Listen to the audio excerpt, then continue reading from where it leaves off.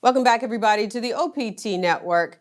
You know, we don't need Women's History Month to celebrate amazing women doing amazing things, and that's exactly what we're doing on this morning. Our guest is none other than Dr. Glenda Glover. She is the president of Tennessee State University. She's also the international president of Alpha Kappa Alpha Sorority Incorporated. She is the first woman to be president at Tennessee State University. Her accomplishments are vast, to say the very least. Well, we welcome her to the OPT Network for the very first time. Dr. Glover, good morning and welcome. Oh, good morning to you. Thank you very much for inviting me. Absolutely. We're super excited and more than honored that you have taken time out of your busy schedule to talk about a word that I absolutely love, and it is possibility. So, being the first is a story all in itself, but I want you to take us back to a young girl growing up in the midst of the civil rights movement and knowing that there was something really different about yourself than the other kids, understanding and being able to know that there was a gift very early. Well, again, not only did I grow up in the civil rights, I guess the tail end of the civil rights movement, I grew up in a civil rights home. My father was a civil rights leader in Memphis, and our house was what you call a safe house, where individuals from different parts of the country would come to Memphis and meet with certain leaders, and certain houses were protected. Many times they stayed with us. So we were a safe house, and so that's how I got my start in understanding civil rights and wanting to be a civil rights lawyer at an early age. I wanted to be involved in protecting the rights of others. I mean, I went a long way around that and came back to it, but I my desire in watching things happen that was so unbelievably bad for African Americans. I just, at an early age, decided I want to do something to help right some of the wrongs that I saw that were happening. And so, when did you know that you had the gift for academia? Because it's really, truly a gift. I say this, it's like now as president, I always say I can take any student from anywhere and make them a scholar Wow. because that's what we do in the HBCU community. We know that you can take students who are sometimes don't have the right, they don't have the self worth, they don't really see themselves going to the top of their professions, and we can pour into them the ambition that they need. Well, I know ambition became a dirty word a few weeks ago, but ambition is positive for us. We can get them into the right frame of mind. Now, we see so many that are just ready to go. You grab them, bring them, put them in class, and the social aspects of going to college, the social responsibility, professional responsibility, and they're ready to go. There are others that will need a lot of work and a lot of grooming. So we're making sure that we fulfill that whole realm. And so I guess as I was growing up and just had this love for numbers, this fascination for numbers, and wanting to know so much. I wanted to know all there was knowable about everything: this space, stars, grass, animals, how people operate. I wanted to just learn and know. And learning became a hobby. I would go to the library and learn new words so I could the next day could impress my teacher with a new word, a new big word. I love it. What did your parents say? I read new Were they scriptures. over the moon that you loved learning? Yes, they were. They loved it that I would come back and they began to look forward to what word I had learned. And I had one person, it was a minister, and I learned new scriptures. It was required in my house anyway, my home anyway. But I learned new scriptures and go to recite them to him. So I Hmm. started going through the Bible. It was just this yearning. I figured out early that knowledge had power attached to it. Now we say it now, knowledge is power. But I learned that if you knew something that very few others knew, you really were powerful. So I made a point Absolutely.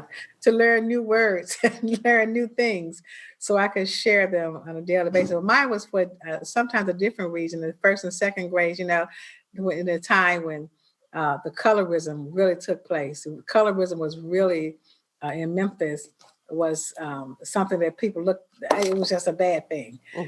So I Tell would. people who might not know, Dr. Glover, about colorism and how you experienced that as a young girl. Well, colorism is you have to have the right skin color to be really accepted at one point. Remember now, I'm in the late 50s, early 60s. And so to be a little girl and have the wrong complexion or dark complexion, you weren't so you had to have something else to go along with. So I said I would just be try to be smart and understand things. So, but if you made the highest score on the test, you could be the first one and lead the line in from outside. So I would strive to get the highest score. So I would have to be in the back of the line because of my skin color.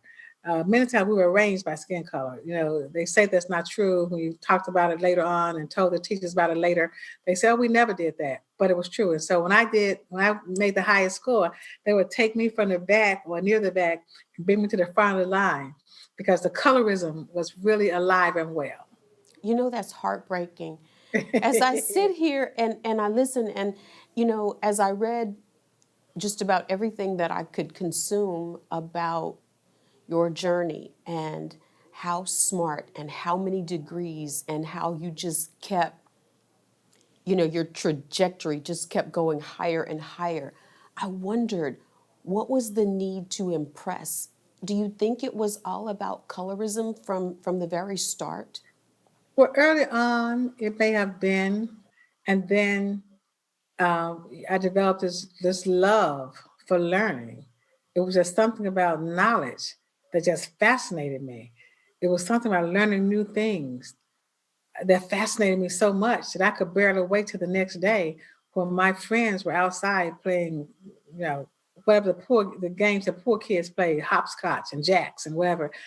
I would go to the library and try to learn something new.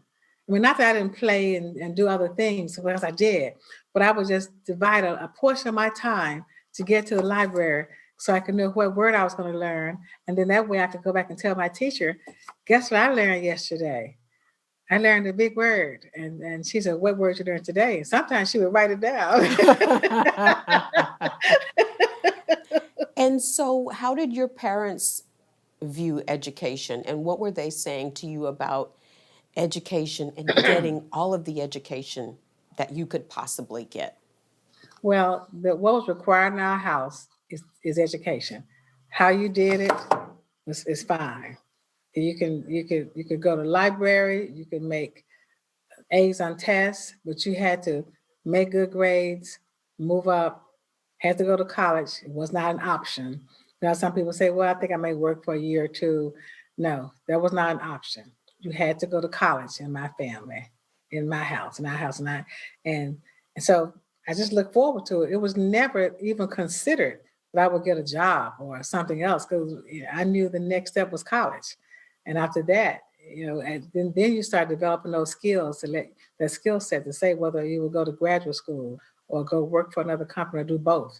But it was just the knowledge base was just so important and always required in our family. Indeed. We're going to take a break here, but when we come back, we'll have more of our conversation with Dr. Glenda Glover, president of Tennessee State University and also the international president of Alpha Kappa Alpha Sorority Incorporated. Stay on point. We're back with more right after this. Dr. Glover, so I want to talk about, first of all, you graduate with a degree in math, but you don't stop there. Then you go back to school. Talk about wanting, and there was always a hunger and a thirst for more education, but how do you get the intestinal fortitude to just keep going to school? It's a desire I had to take on challenges in education. And maybe that's why I'm an HBCU president today. But there was always this desire to take on the hard to go on the hardest path. When I got to Tennessee State as a student, I sort of thought I wanted to major in communication. I wanted to major in music because I'd love to dance. I wasn't sure. So I went to the library to research, what is the hardest major on campus? They would tell me it's engineering, it's math, it's biology, it's the sciences. And so I said, well, I think I want to major in something really hard because I was math in high school, but I thought I'd just switch over. But when I learned that it was such a challenging profession, I said, I'm going to choose math. And so yeah, it was difficult too, but I finished in math. And as I was about to graduate during my senior year, I was trying to decide between, what was the next step. So I said, I think, what is the hardest test, professional exam that's given? So I looked at the bar, the medical, to go to med school, as well as the CPA exam. And the CPA exam had the lowest pass rate. All of them had low pass rates for African Americans. Uh, I think the bar had the highest passage rate, and that was low. But then the CPA exam, it was some pathetically low rate. So I said I want to be a CPA. But the problem was I hadn't had any accounting courses. So I said, well, I have to go get an accounting degree. So I said, well, if you took one more year, a year and a half, you can get an undergrad degree in accounting too, accounting and math. I said, why would I do that? I should get a master's. So I went to business school and got a degree, an MBA with emphasis in accounting, so I could become a CPA. And I said, I got to challenge this because this test couldn't be that hard. But it really was that hard. So I took it the first time, I didn't pass it. And then took it the second time, I didn't pass it. Look, my ego was I had to put my ego in check then. So I just kind of made up my mind that no matter what's going to happen. So I tell people I took it more than once because it was so difficult. But it wasn't so many the times you took it. It was making that challenge and making sure I passed it. And then I said, well, so many others have the same desire to become a certified public accountant, but it's that rigor of the CPA exam is going to scare them. So we started having classes. I just started engineering it and how to pass the CPA exam. What do you do? What is step one? What is step two? Getting over the fear. And so I just made a point for 2 or 3 years just to help others to get through the CPA exam. Wow. So, and then I stopped to work for a while. But then you go back and you get more education. I did. Well, we living in Washington, so I got married and moved to Washington. By now, I picked up 2 children. Well, I mean, I've had 2 children, and so, and I'm now in the DC market where there's all the education is available. I said, I think I'm going to either go to get a doctorate or a law degree. So I wasn't quite sure which one I wanted to do at what point. So I went to get the doctorate because I wanted to just teach others. So I started teaching. I went joined the faculty at Howard just to teach accounting. And I became the department chair. And while there, I went to law school at night. Wow. So I went to Georgetown at night and finished. And then we went to the bar. Because I never did really practice. I am still a member of the bar, the Maryland bar. I lived in that area. But I used the law degree. I would think almost every day I use law almost every day in everything I do. But I'm not a practicing lawyer because that my desire has changed. It changed over the years of being a courtroom lawyer and defending the rights of others. I'm doing it, but not in the courtroom. We do it now through Alpha Kappa Alpha. We do things. We have committees that work on this. We're putting together social justice initiatives, the voting rights agenda and the get out the vote agenda. The census. There are things we do to help. But it doesn't always involve lawyers practicing in the courtroom. Right. So I didn't become a courtroom lawyer. So do you think, Dr. Glover, that being a product of the civil rights movement and your house being a safe house and understanding how hard education at a time was for Black people and seeing your parents go through the trials of trying to fight for equality, do you think that was a driver for you to want to get all of the education you could? It definitely was a driver to be in a position to assist, to be in a position to right the wrong. I knew you couldn't do it. One could not do it unless you had something. You had some kind of educational background that will allow you to be out front and make a speech and talk about how bad it was. I'll never forget really was the nail in the coffin was when we lived in a county part of Memphis. Before Memphis was my city, my part was annexed into the city. There was no fire protection. There were no, that we got sewers put in, but we sat there and we stood there in tears, watched a person's house burn down because the fire department couldn't come out there. The city fire department could not work in the county area. So there's nothing we could do. My father and the others had buckets of water and hoses putting, but we watched the house go in flames. So I said, this is wrong. It's unjust. It's unfair. It's just plain wrong. I'm going to do something about it. I think I must have been about 7 or 8. And I said, I'm going to do something about this. And so my father organized a march. And so I went to the march with him. And he marched downtown and with signs that we need fire protection. We need sewers. I mean, so it was, it was fascinating just to be a little girl looking at my dad doing all these things, just doing these marches. And we got the fire protection. So I said, yes, I'm going to be a civil rights lawyer and I'm going to be a leader in civil rights and make sure that these communities get this. You're talking about a little kid in, second or third grade. So Sure. But still with that dream to want to do more. I want to take a break here, Dr. Glover, but when we come back, I want to talk about the journey to becoming president of Tennessee sure. State University and really all that means, not only for you, but for the women that will follow you.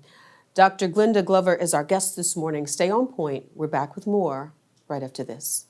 Welcome back, everybody, to the OPT Network. Our guest this morning is none other than Dr. Glenda Glover. She is the president of Tennessee State University. She's also the international president of Alpha Kappa Alpha Sorority Incorporated.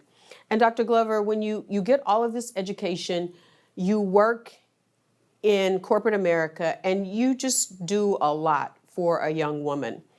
But fate would have it that you would now have an opportunity to become the president of the university that educated you, your alma mater. Tell us how that happens.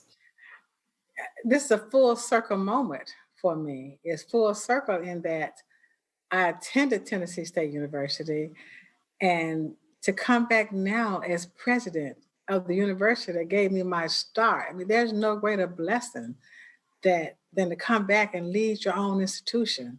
There's no greater calling than when God calls you back home.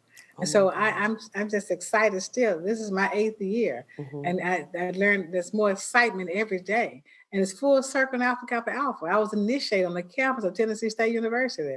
Then to come back and still lead the institution, lead Alpha Kappa Alpha. It's back to the days, I see myself a lot on campus through the eyes of the younger the students, the ones who are being initiated in Alpha Kappa Alpha, becoming chapter president on the campus. And then, to graduate from TSU and to come back and be the president. I mean, it is such an honor and it's a blessing and it's something I don't take lightly at all. You have to earn it every day.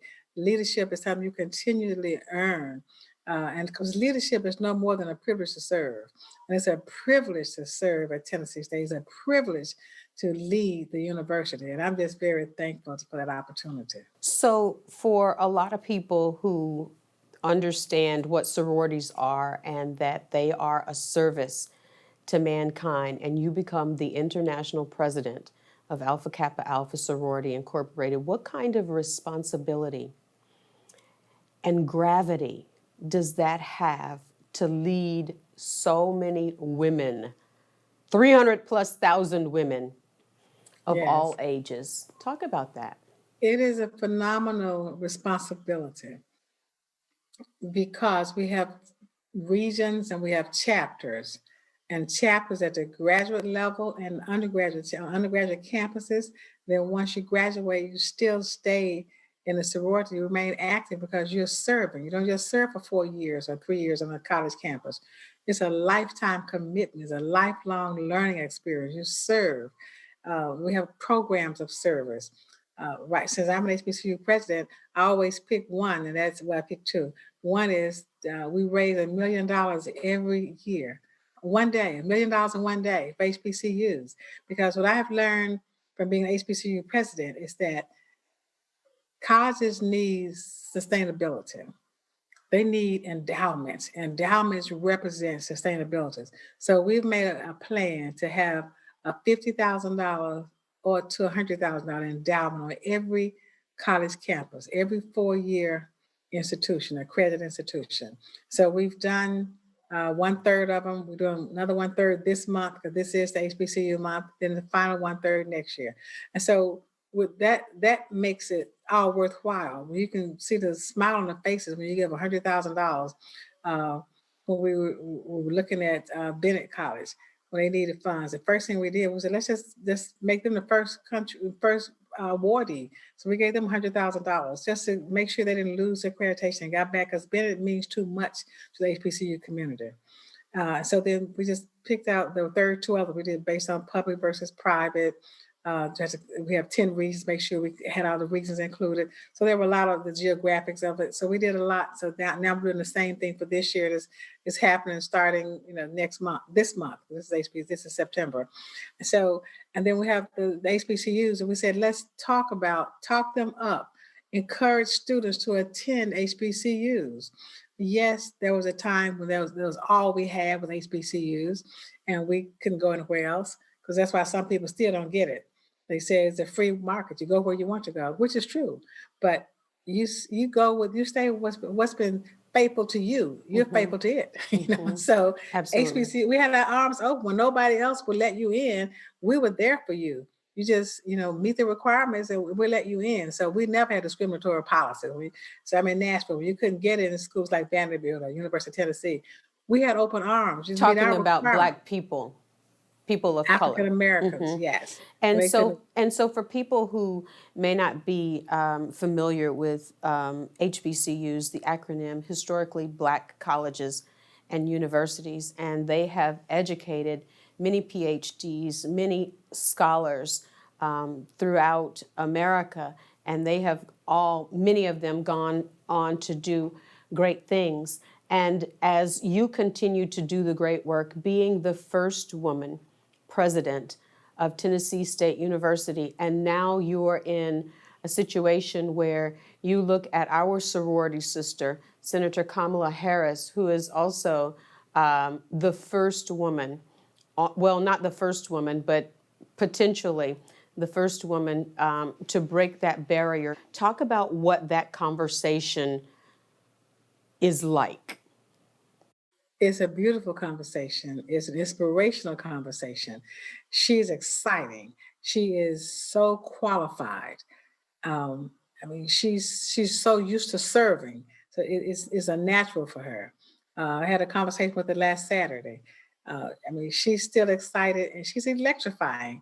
And I think having her on the ticket does a whole lot for just women of color, girls, little Asian girls, little Indian girls, little Black girls, because they see her. If you can see it, you can be it. And so they see her in this role and they say, I can reach for this. When they saw Barack Obama as president, it said a lot for the men and women. And now to see a Black woman on the ticket, I mean, it's so inspirational. It lets people know that the sky is indeed the limit in America. Indeed. So, what was that conversation like? What was the most important takeaway that maybe you can share that you had with Senator Harris? Well, I wasn't on the call by myself. There were several of us on Zoom. So it's just that we just talked to her and she talked back to us and told us how appreciative she was of all that was doing. It wasn't just Alpha Kappa Alpha. There was other areas, other Divine Nine, others represented. Divine Nine mean the other 8 Greek organizations. Some other Black women. I think there's several Black women on the phone call, but she lights up when she talks to you. And she wanted us to know how much she appreciates what women and Black women are doing around the country, and how exciting she is. She's just as excited as we are. She's exciting to us, but she is excited to be representing us in this vein. Absolutely. So Before we've got to let you go, Dr. Glover, talk about the most important thing that you can say to all girls especially Black and brown girls, about the possibility of being able to achieve whatever it is that you can see or that you can believe? What's the biggest takeaway that you can give? Possibilities become reality if you work at it. You develop your plan, stay with your plan, 1 year plan, 3 year plan, 5 year plan, and then a 10, and just start working your plan and stay on it. And I would say to every young girl in America and the world, always start your day with a prayer and meditation. Recognize that God is in control of your life and that He will take you to amazing heights. Trust God first, always, and don't wait. If someone asked me, if you do it all over, what would you do? I would have trusted God sooner. I wouldn't have waited. I Mm, wouldn't have stayed up all night worrying about things. I would have trusted God much sooner. So I tell them, trust God early in your life, growing up, and say I knew scripture, but you got to have that real trust. And so mm. that's what I leave with you. Have your plan in place, and ask God to help you achieve your goals and objectives. There you go. Dr. Glover, thank you so much for taking the time, and thank you for being Thank an you. agent of change. Thank you. Indeed. Stay on point, everybody. We're back after this.